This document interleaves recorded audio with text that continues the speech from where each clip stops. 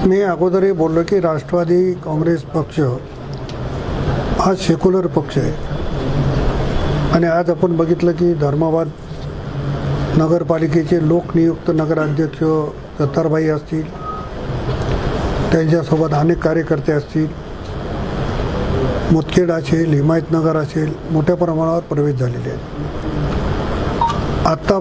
आत्तासुद्धा कंधार नगरपालिकेचे माजी उपनगराध्यक्ष आणि माझे सहकारी मन्नानभाई चौधरी, दुसरे माझे सहकारी उपनगराध्यक्ष जफरुल्ला खान आणि अनेक माझ्या सर्व सहकाऱ्यांनी राष्ट्रवादी काँग्रेसमध्ये प्रवेश केलेला आहे।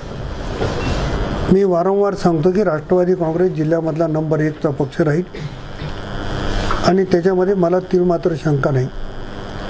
आज मन्नानभाई आणि जफर खान साहेबाच्या आणि सर्व सहकार्याच्या प्रवेशामुळे कंधार नगरपालिकेमध्ये राष्ट्रवादी 100% जिंकणार यात तीळमात्र शंका नाही। MIMचे तालुका अध्यक्ष अबूभाई यांनी प्रवेश केला, युवक काँग्रेसच्या माजी अध्यक्षांनी प्रवेश केला, आमच्या अनेक सहकार्यांनी देखील प्रवेश केला। त्यामुळं एक मजबूत बाजू आणि मी स्वतः यांना प्रस्ताव पाठवला होता की आपण माझ्यासोबत काम करावं।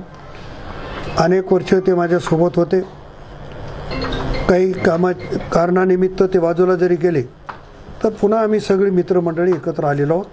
त्याच्यामुळं राष्ट्रवादी काँग्रेसची ताकद निश्चितपणाने वाढेल। एकंदरीत जिल्ह्याची जर परिस्थिती बघितली तर भाजपचं एकला चलोचा नारा जो आहे वेळोवेळी आपल्याला दिसून आलाय आणि तुम्ही म्हणताय की मोठ्या भावाने आम्हाला हात दिली तर आम्ही पाऊल मागे सरकू।